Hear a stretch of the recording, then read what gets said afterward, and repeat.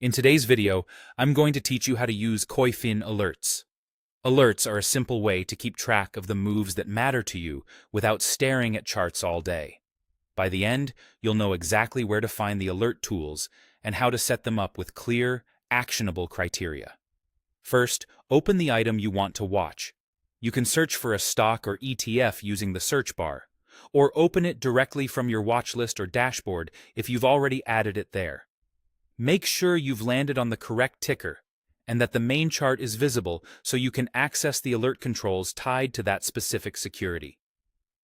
Next, look for the bell icon or the My Alerts button at the top right of your chart. This is the hub for creating and managing alerts for the security that's currently open. Depending on your layout or window size, it may be tucked near other chart tools, but it will be in that upper right area. Click it to open the Alert Setup window. With the Alert panel open, click Add Alert. This brings up the options you'll use to tell Koyfin exactly what to watch for. You'll choose a category, a condition, a frequency, and you can optionally add notes to remind yourself why you created the alert. Category lets you define the type of event you care about. Think broadly here. Do you want to watch price levels, percent changes, volume, or other key triggers? Pick the category that aligns with your goal.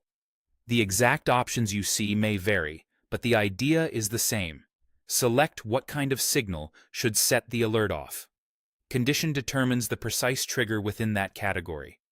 For a price-based alert, you might choose something like crosses above, drops below, or changes by a certain percentage. Use numbers that actually inform your decisions. For example, set a level that marks a breakout or a risk threshold you don't want to ignore. Frequency controls how often you want to be notified. Choose a one-time alert if you only need a single nudge when the condition first happens, or select a repeating option if you want to hear about it every time the condition is met. This helps you avoid notification fatigue while still staying informed. Finally, use notes to add quick context, like the thesis behind the level or what action you might take when the alert fires.